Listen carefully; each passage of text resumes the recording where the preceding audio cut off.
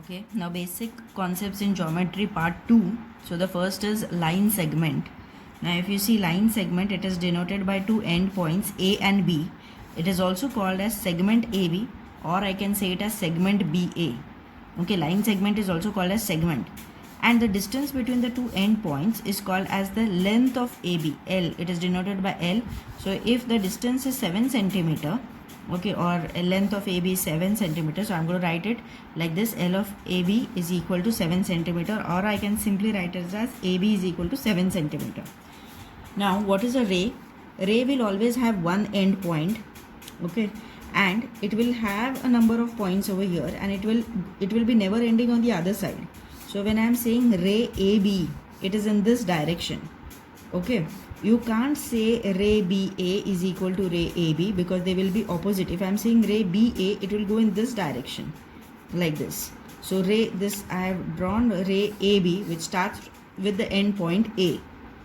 Now line AB means I have two rays which are opposite. If I have, I'll just name over here OA is one ray and OB is another ray, and the union of these two opposite rays is called as a line.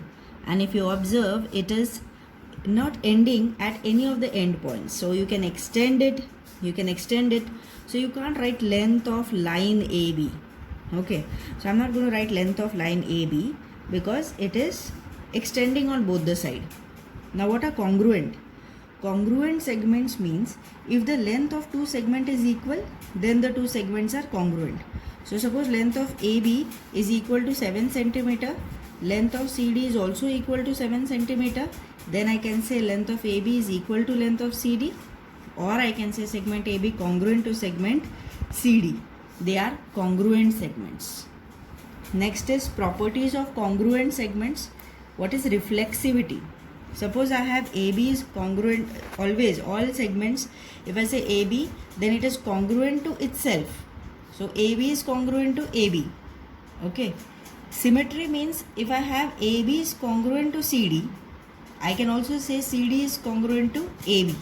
AB is congruent to CD, CD is congruent to AB. That is symmetry. Transitivity means segment AB is congruent to CD, segment CD is congruent to some other segment which is EF. Now these two segments are congruent, AB and EF. That is called as transitivity, okay. Midpoint of a segment. Now suppose if I have A dash M dash B and AM is equal to MB, then M is called as the segment of AB. Now note that every segment has only one and one midpoint. It has only one and one midpoint. So midpoint means suppose the total length of AB is 9 centimeter, then AM is equal to 4.5 and this is also equal to 4.5. Next is comparison of segments. So comparison of segments means now two segments are given based on their length. Suppose this is 2 centimeter, suppose this is 8 centimeter.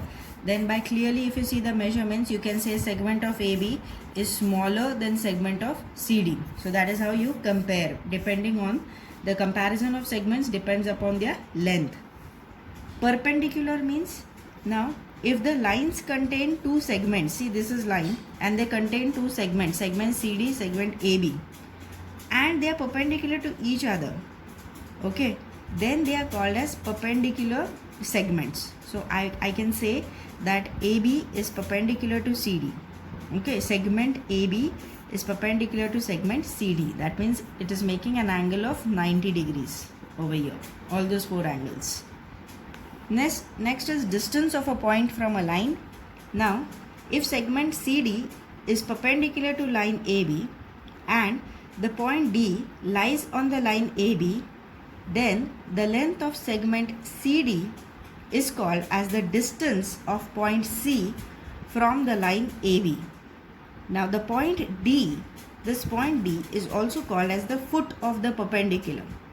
If length of CD I have given as A, it can be A units, okay, then the point C is at a distance of A from the line AB. So these were the concepts related to distance of a point from a line, or it could be midpoint of a segment, and segments.